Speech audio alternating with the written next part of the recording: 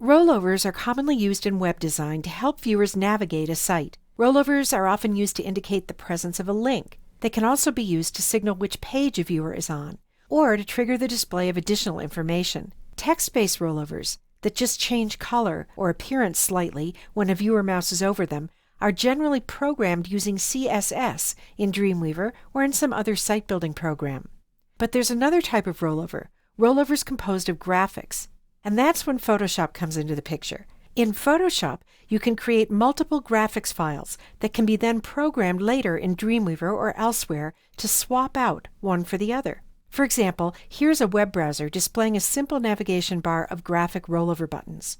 When I move my mouse over any one of the button appears to be pushed in.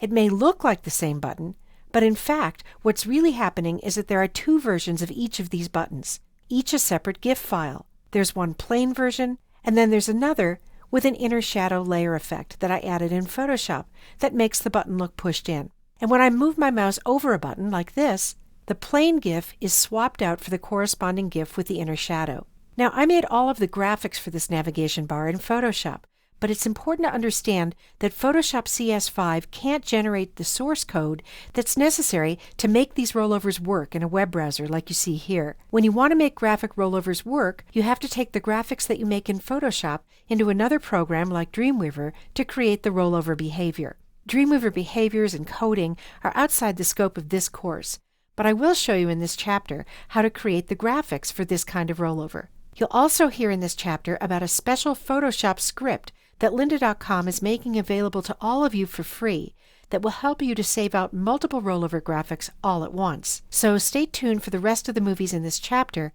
in which I'll show you how to create multiple rollover buttons with the help of layer comps, and how to install and use the lynda.com layer comps to slices script to export multiple versions of a navigation bar full of rollover buttons.